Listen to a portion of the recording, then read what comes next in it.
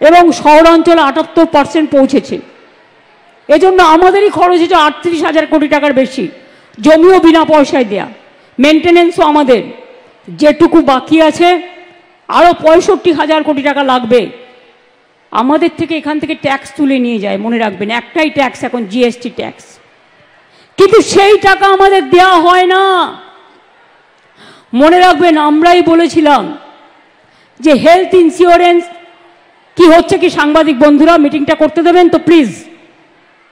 আপনাদের সামনে দাঁড় করানো হয়েছে এই কারণে যে মিটিংটা ডিস্টার্ব করবেন না, আপনারা আপনাদের কাজ করে যান। এটা কি হচ্ছে, মিটিংটা ব্যাহত হচ্ছে। প্লিজ আপনার যদি কাউকে তুলতে হয় পরে তুলবেন, পরে তুলবেন, ছবিগুলো পরে তুলতে পারেন তো, আগেও তো এসেছিলেন আপনারা, আগে তুলতে পারতেন।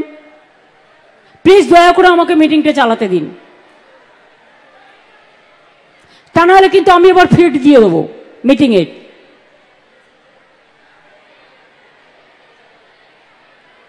দেখি কতক্ষণে আপনারা ঠিক হন।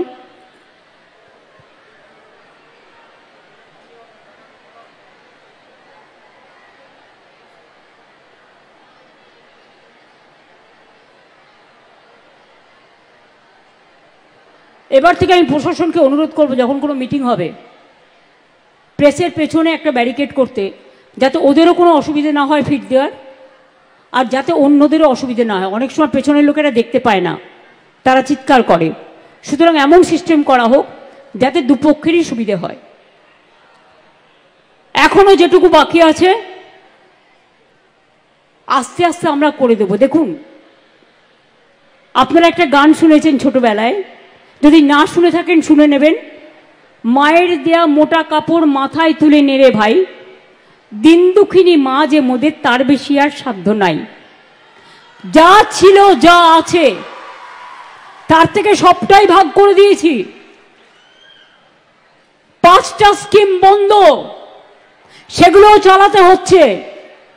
এই যে জিএসটি তুলে দেওয়ার কথা আমরা বলেছিলাম, যে হেলথ ইন্স্যুরেন্সের ক্ষেত্রে জিএসটি তুলে দিন, আর ইন্স্যুরেন্স কোম্পানিও যেন এর জন্য ইন্স্যুরেন্সের প্রিমিয়াম না বাড়ায়। তার জন্য জানেন আমাদের স্টেটের কত রেভিনিউ লস হয়েছে?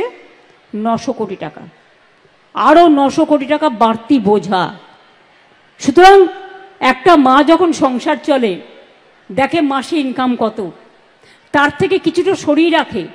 অসুখ হলে, বিয়ে বাড়ি হলে, পুজো আসলে, ঈদ আসলে, আর কিছু বাচ্চাদের জন্য কিনতে হলে, সেই রকম আমাদেরও মনে রাখবেন এটাও একটা সংসার। এটা আলাউদ্দিনের ম্যাজিক নয়, এটাও একটা সংসার। এত বিরোধিতা থাকা সত্ত্বেও যারা শুধু বলে যায়